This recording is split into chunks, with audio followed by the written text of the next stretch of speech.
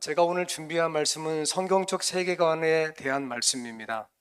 세계관, 흔하지 않는 말입니다. 실제 이 말은 1970년대 전까지 한국에서는 90년대 전까지는 거의 흔히 사용되지 않는 그런 단어입니다.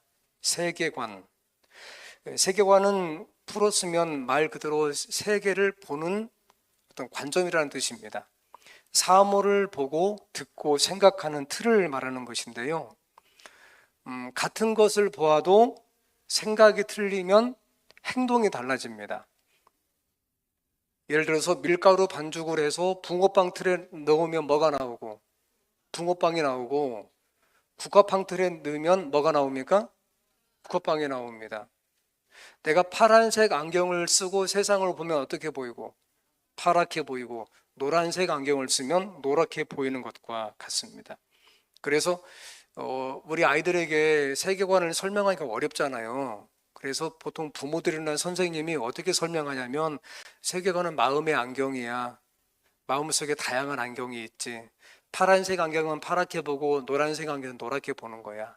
그래서 마음이 가지고 있는 이 생각의 색깔에 따라서 세상이 달라 보이는 것이지, 이렇게 설명하고는 합니다. 세계관은 크게 이런 질문을 통해서 시작합니다. 도대체 내가 사는 이 세상과 우주는 어떻게 생겨났지?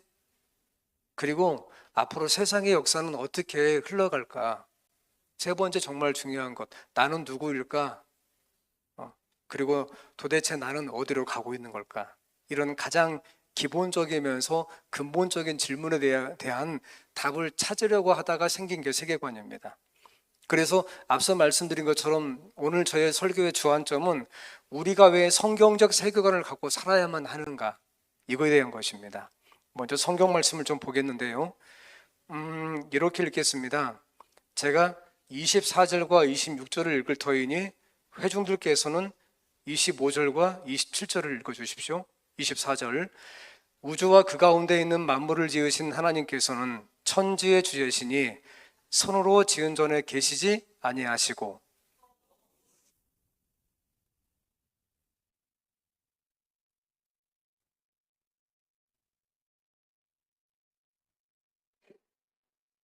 (26절) 인류의 모든 족속을 한 혈통으로 만드사 온 땅에 살게 하시고 그들의 연대를 정하시며 거주의 경계를 한정하셨으니.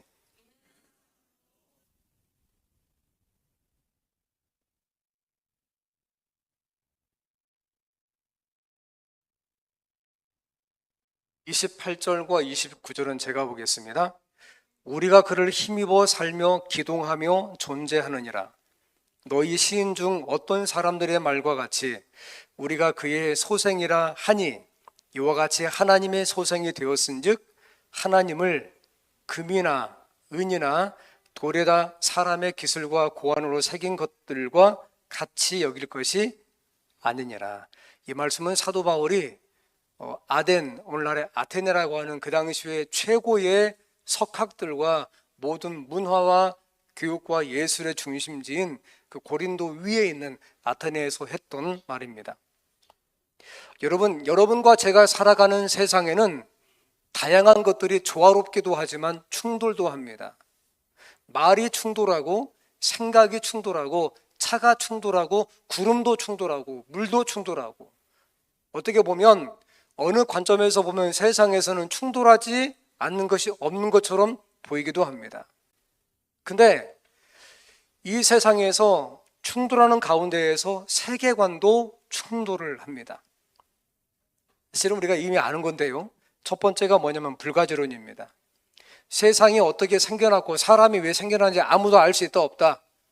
우리가 과거에 살아보지 않았기 때문에 알 수가 없는 것이다. 그냥 살자, 이런 것입니다. 실제 이 주장은 영국의 그 생물학자인 토마스 헨리 헉슬리가 주장한 것인데요. 두 번째는 불가지론입니다. 진화론입니다. 그 찰스 다윈, 여러분 알고 있는 찰스 다윈이 주장한 진화론인데요. 이런 겁니다. 어느 날 갑자기 우연히, 이유는 없어요. 그냥 어느 날 갑자기 우연히 어떤 생명체 같은 것이 생겼어요. 왜 생겼는지 우리는 알지 못해요. 근데 그냥 그게 생겼는데 그것이 생길 확률은 10의 마이너스 84,162분의 1이에요. 이 지금 제가 뭔 소리 하는지 모르시겠죠? 여기 수학 선생 어디 있어요? 제 눈에 보이지 않는데. 예? 휴가 갔어요? 이 중요한 순간에. 여러분, 이 질문은 저는 수학 전공자가 아니니까 저한테 물어보지 마시고 목사님에게 들어보니까 뭐 10의 마이너스 8만 4천 뭐라고 하던데 도대체 그게 무슨 뜻이냐고 다음 주에 물어보세요. 아시겠죠? 예. 어느 날 갑자기 여하튼 이유는 잘 모르지만 생명체가 생겼어요. 어떤 것들이. 근데 그것이 또 이유는 모르지만 갑자기 생명체가 되었어요. 그냥. 근데 그것이 한 개가 두 개가 되었어요. 두 개가 네 개 되었어요. 왜 그러냐는 저한테 묻지 마세요. 저도 몰라요. 책에 나오지 않더라고요. 그러다가 어느 날 단세포 생물이 생겼어요.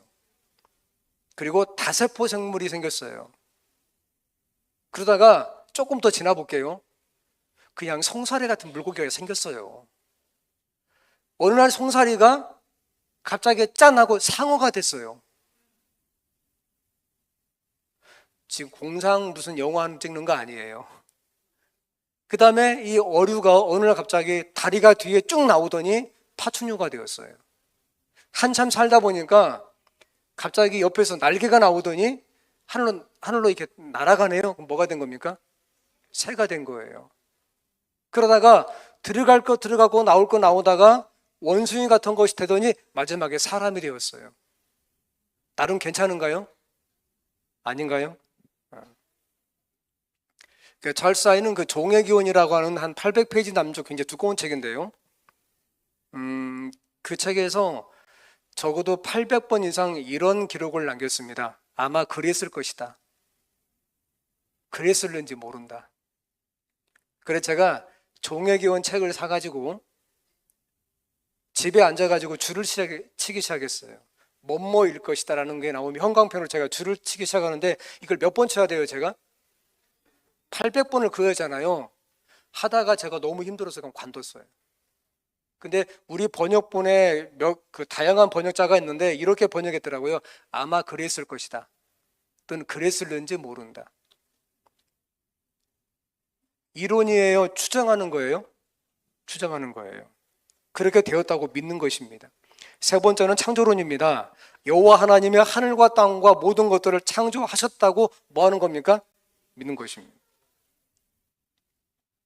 진화론은 생명이 우연히 생겼다고 믿는 것이고 창조론은 하나님께서 창조하셨다고 믿는 것입니다.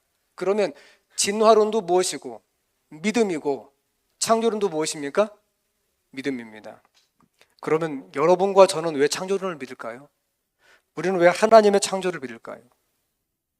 물론 다양한 것들이 있어요. 그죠? 근데 제가 지금까지 우리가 배웠던 것과 조금 다른 걸 제가 한번 설명해 드려볼게요. 여러분 이게 무엇처럼 보이십니까? 무엇일까요, 저게? 해바라기는 아닙니다. 카멜레온도 아닙니다. 확대한 거예요. 네? 세포. 여하튼 세포는 뭐 다 세포겠죠. 하지만 세포는 좀 그렇습니다. 누구? 사마귀 눈?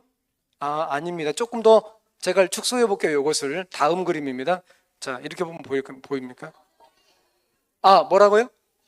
모기 아닙니다. 또 파리 아닙니다. 저를 모기와 파리 취급하지 마시기 바랍니다. 거미 아닙니다. 자, 그만. 네, 자, 그만. 우리 누가 말했죠?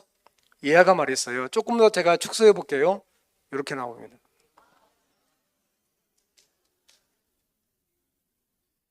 아니, 이거 보여줬다고 박수 치는 사람이 있어요?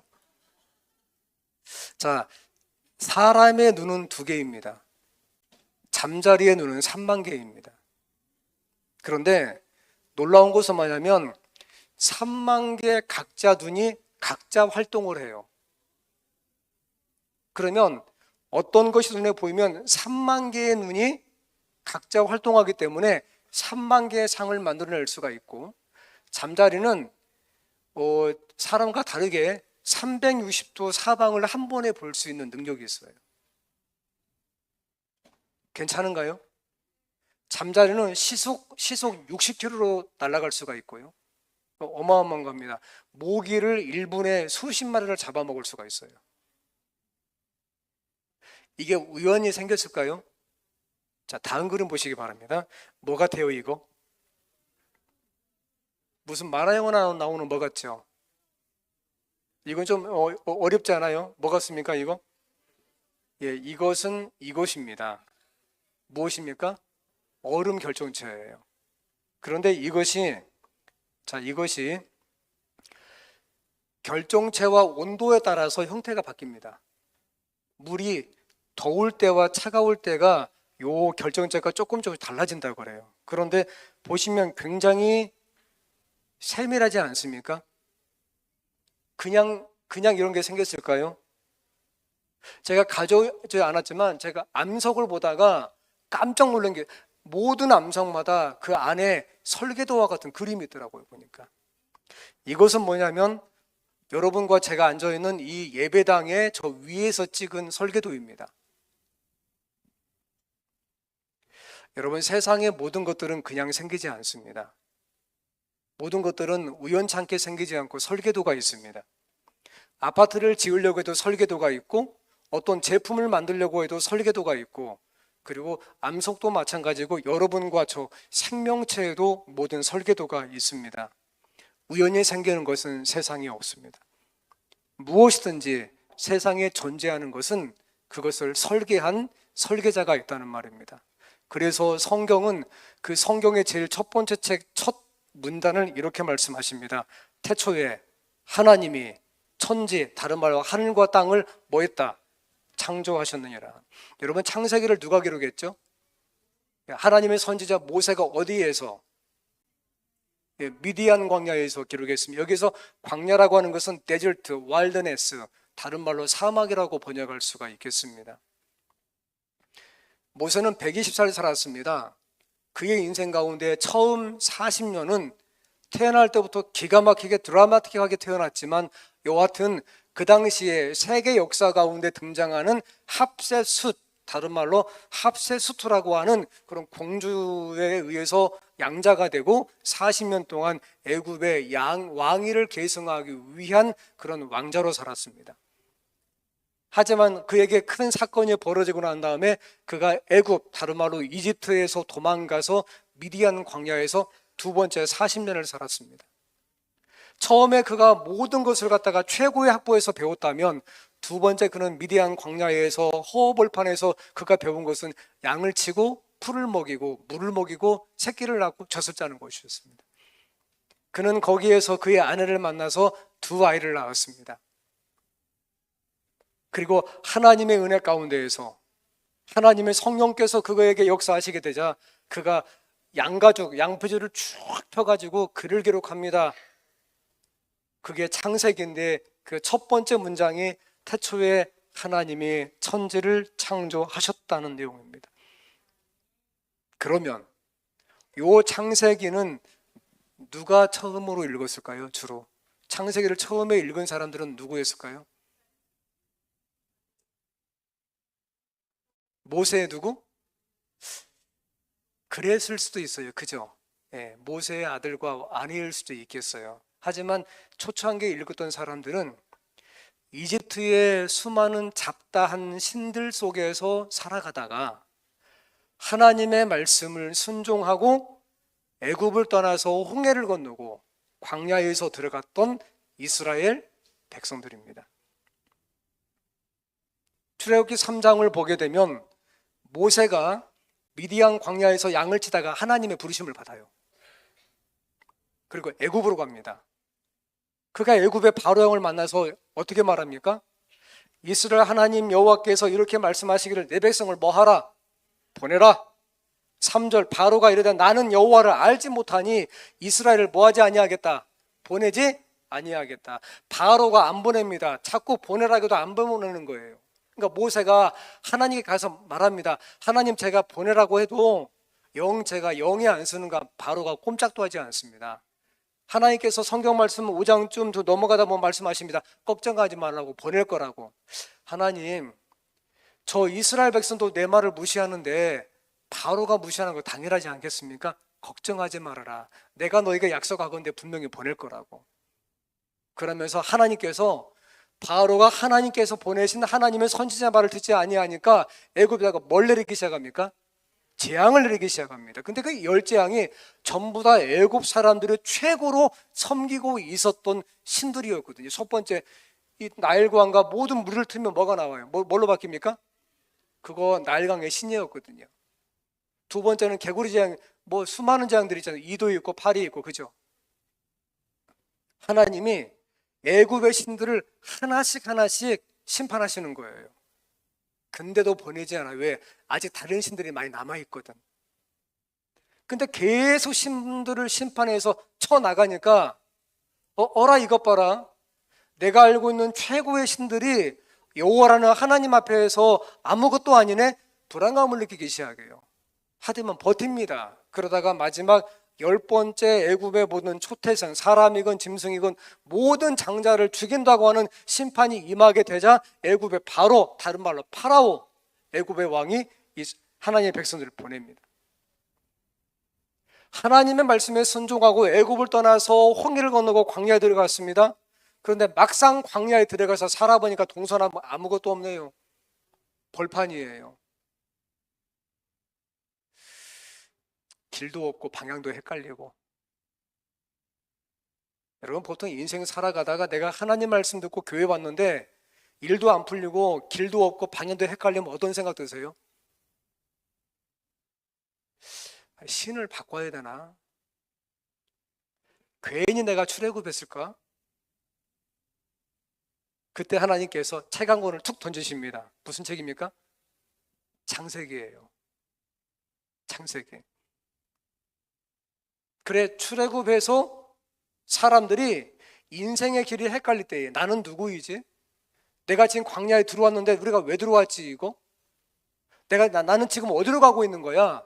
내가 만약에 여기에서 광야에서 하나님을 믿고 살아가게 되면 도대체 내 인생은 어떻게 될 것이지? 이런 것들 수많은 질문에 대해서 의문을 갖고 있을 때에 하나님께서 모세를 통해서 책을 던지시는 거예요. 창세기예요. 다시 첫 문장을 봤더니 똑같은 문장이에요. 태초에 하나님의 천지를 뭐 했다? 창조했다. 선포하시는 거예요.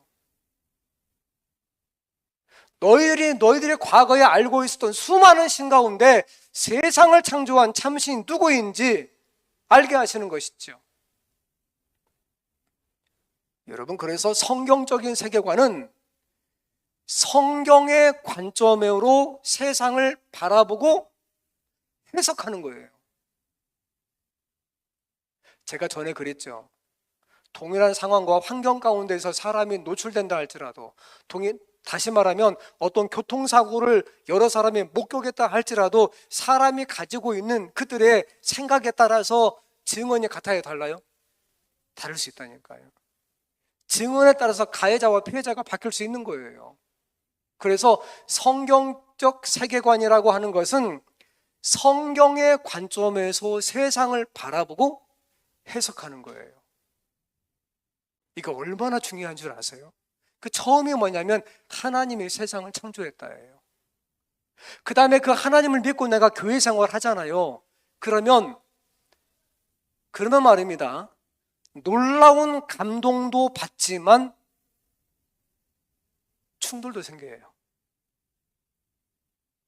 근데 이 충돌 자체가, 그러니까 임팩트, 충돌이 생긴다는 것은 갈등이 생긴다는 거예요. 예를 들어 볼까요? 자, 어떤 일 때문에 내가 굉장히 화가 났어요. 막 분노가 나오는 거예요. 옥상에 올라가서 소리를 크게 지르고 옆에 있는 거 발로 차고 팍 던져가지고 좀 풀어야 돼요. 근데 고린도전서 13장 1절을 딱 피면 뭐라고 합니까? 네가 천사의 말을 할지라도 뭐가 없으면, 사랑이 없으면 뭐와 같고, 울리는 뭐와 같아요? 꽹과리가 되고. 그 다음 좀 한 4절쯤 가게 되면 4절쯤 가게 되면 숨이 막혀요. 성경 보는데.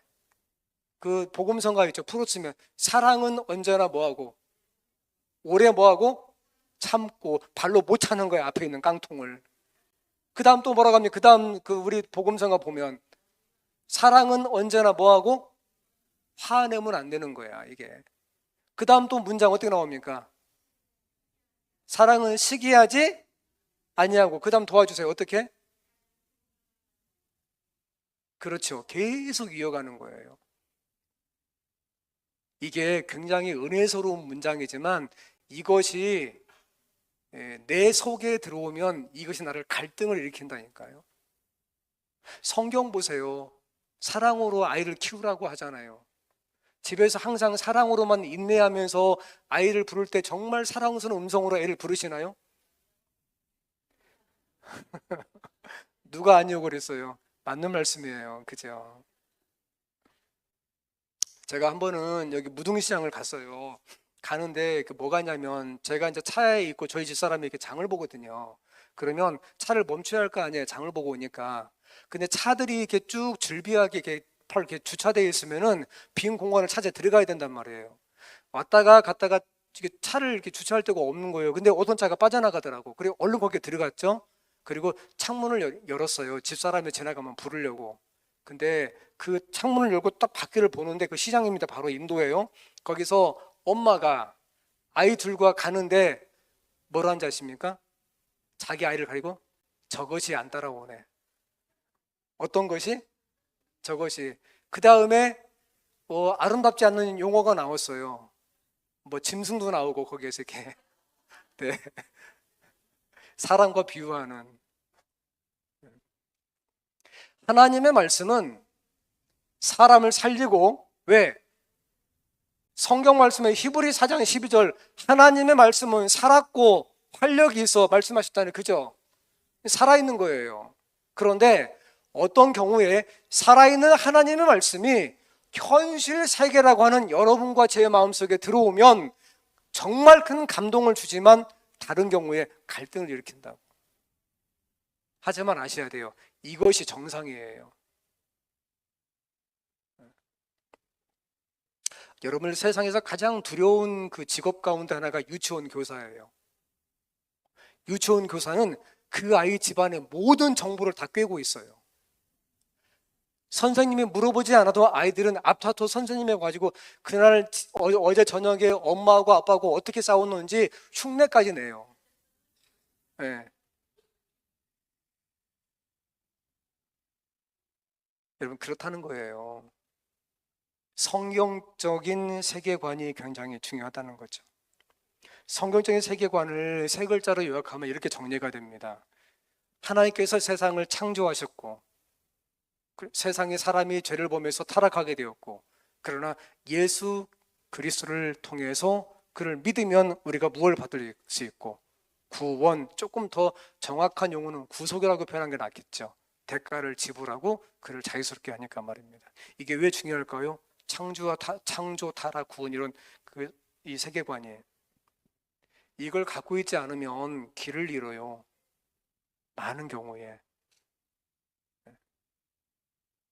그래서 잠언 16장 말씀처럼 어떤 길은 사람의 보기에 바르지만 실제는 그렇지 않다는 말이죠. 한 번은 제가 오늘 아침에 제가 교회로 오는데 엘리베이터를 타고 이렇게 내려오는데 같은 라인에 있는 어떤 주민을 이웃입니다. 근데 이제 여름에 더우니까 서로 안부를 묻잖아요.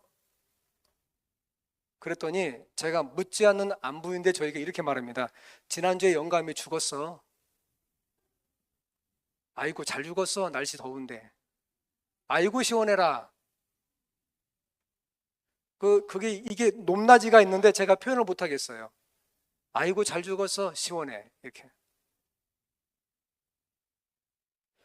그래 제가 뭐 특별히 드릴 말씀이 없어. 그러셨군요.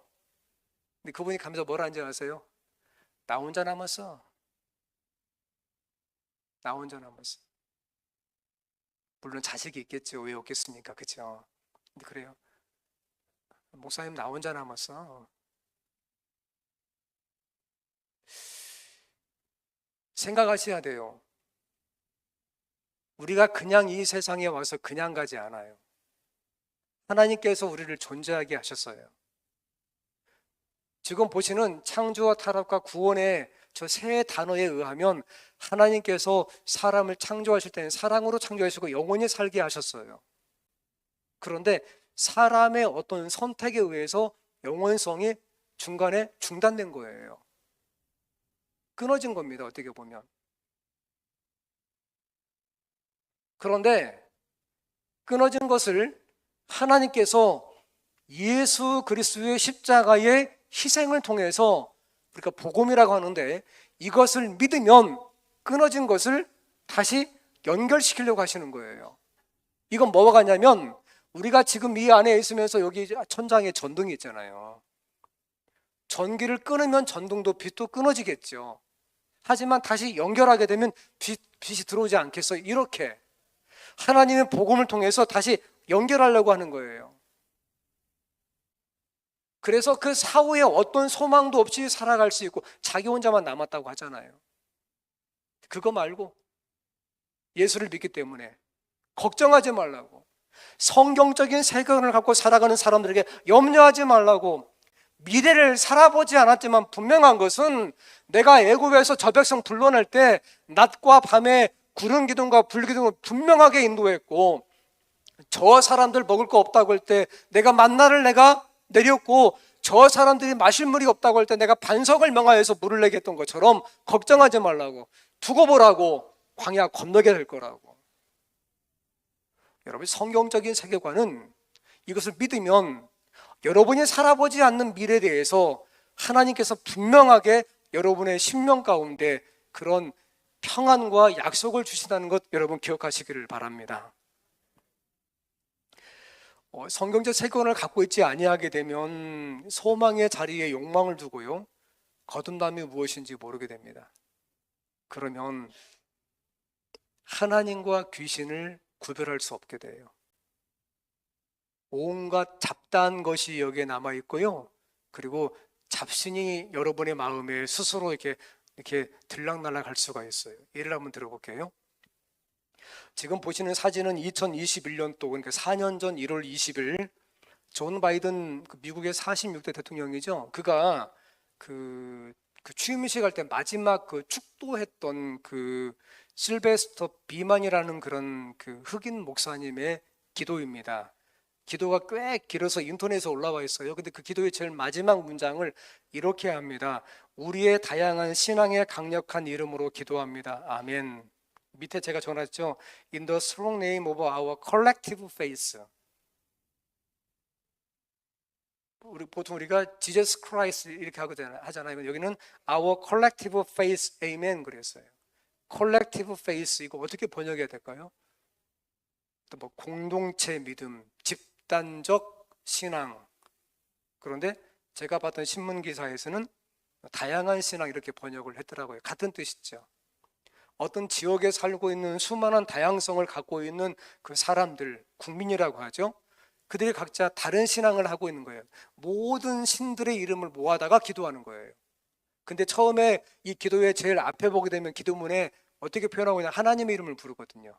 하지만 끝날 때는 예수님의 이름으로 하지 아니하고 온갖 잡다한 신들의 이름을 모아다가 기도하는 거예요. 이 사람 직업이 뭐라고요? 목사예요. 이게 1월 20일인데 한 17일 전 1월 3일, 4년 전 1월 3일, 지금 보시는 왼쪽의 것은 굉장히 길죠. 미 하원 국회 개원식 기도문입니다. 임마누엘 클레버라고 하는 그 목사님의 기도예요. 그러니까 앞에 본 것은 대통령 취임식이고, 이건 미국 하원 국회 개회식 기도문인데, 밑에 빨간 줄을 이렇게 제가 이렇게 옆에 옮겨봤어요. 우리의 유일하신 하나님, 뭡니까? 브라흐마. 브라흐마의 다른 말은 힌두교의 최고의 신이 브라흐마예요. 브라만 들어봤죠? 카스트 제도 가운데 최고에 있는 신 브라흐마. 우리의 유일하신 하나님 브라흐마. 그리고 수많은 다양한 신앙에서 여러 이름으로 알려진 하나님들의 이름으로 기도합니다.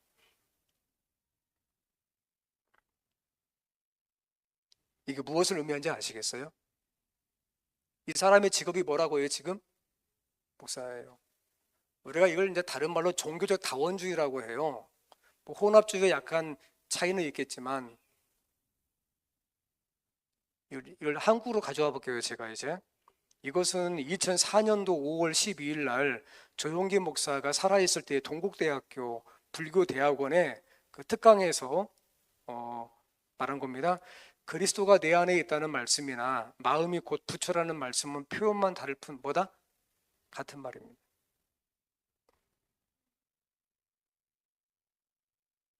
이런 관점을 갖게 되면 어떻게 되냐면 하나님이나 부처님이나 공자님이나 알라나 다 똑같은 존재예요. 다만 이름만 다를 뿐 이렇게 이해할 수가 있어요. 하지만 성경 말씀 보시기 바랍니다. 자, 같이 읽어볼까요? 시작. 다른 이로서는 구원을 받을 수 없나니 천하 사람 중에 구원을 받을 만한 다른 이름을 우리에게 주신 일이 없음이니라. 다른 이로서는 구원을 받을 수 없나니 오직 예수 그리스도를 통해서만 구원이 있다는 거예요. 여러분, 진리와 도덕을 헷갈리시면 안 돼요. 도덕은 각 종교마다 있어요. 여러분, 그 샤머니즘에도 저기 아프리카 추장 어떤 그 있는 거기 원시 부족에도 나름대로 도덕의 척도가 있어요. 하지만 여기에서 말씀하고 있는 것은 진리예요. 다른 이로서는 구원을 얻을 수 없나니. 이제 처음에 읽었던 본문으로 돌아가 보겠습니다. 사도행전 17장. 바울은 데살로니가와 베레아를 떠나서 쭉 남쪽으로 이동합니다. 갔더니 나오는 큰 도시가 있는데 도시 이름이 아덴이었습니다. 가서 보니까 이 도시는 변방도 아니고 그 당시 헬라, 이제 우리말로 히랍 또는 그리스라고 하죠.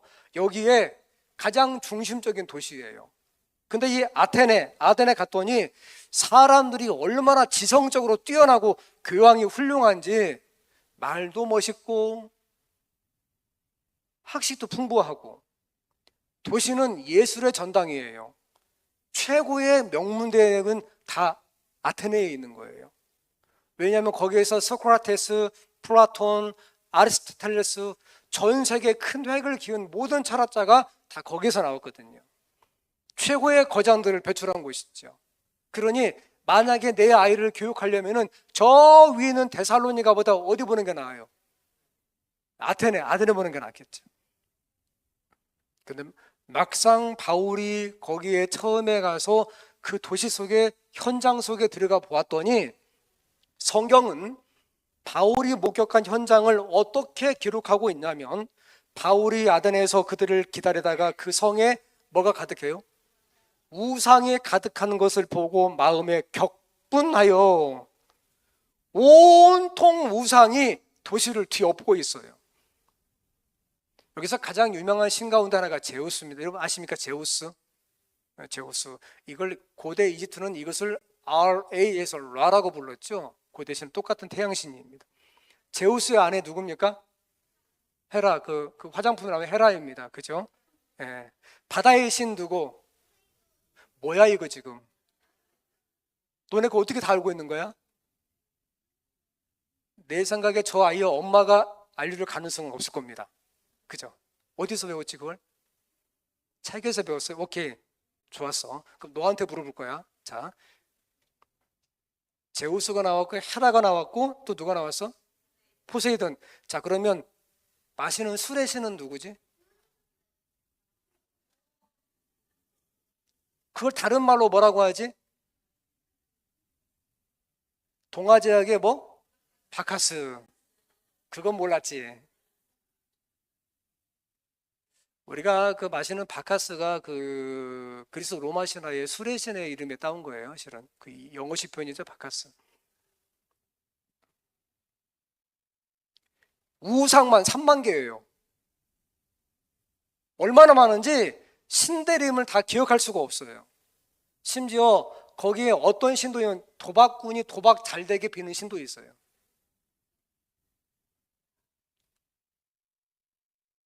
최고의 문명의 도시, 문학과 철학, 예수는 말할 것도 없고 조금만 능력이 있다면 앞다투어 땅을 팔고 집을 팔아서 그쪽으로 이사를 가야 되지 않겠어요?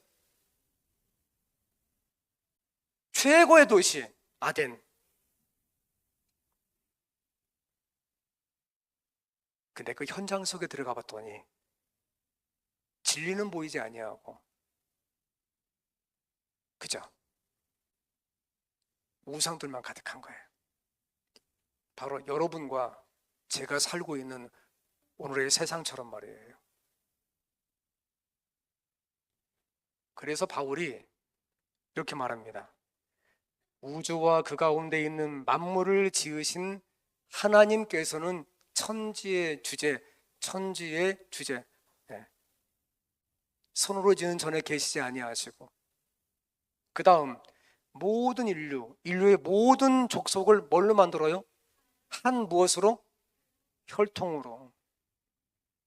아담을 만드시고 아담의 갈빗대로 하와를 만드시고, 그 다음 아담과 하와를 통해서 가인을 낳고 아벨을 낳고 셋을 낳고 자식을 계속 번성하게 하시고, 인류의 모든 족속을 한 혈통으로 만드사 온 땅에 살게 하시고, 그들의 연대를 정하시며 거주의 경계를 한정하셨으니, 이는 사람으로 혹 하나님을 어떻게 더듬어서 찾아 발견하게 하려 하심이라.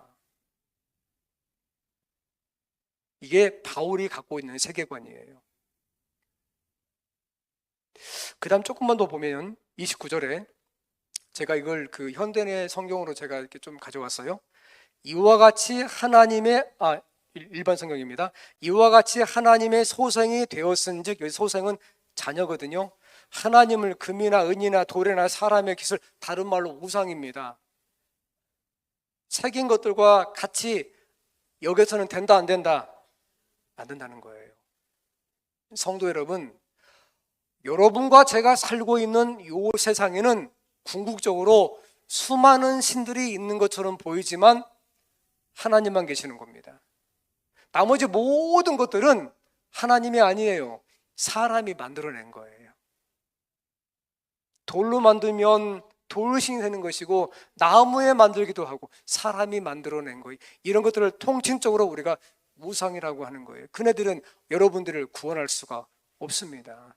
세상이 어떻게 태어났고 사람에게 왜 불행이 왔으며 그 가운데 징검다리처럼 어떤 행복이 있는지, 그리고 궁극적으로 하나님께서 여러분과 저를 어떻게 하실 것인지에 대해서 그네들은 어떠한 것도 갖고 있지 않아요. 오직 하나님, 예수 그리스도, 그만이 거기에 대한 분명한 답을 주고 있단 말입니다. 그러니 성도 여러분, 성경적 세계관, 하나님의 관점으로 세상을 보고 성경의 관점으로 세상을 보고 해석하고,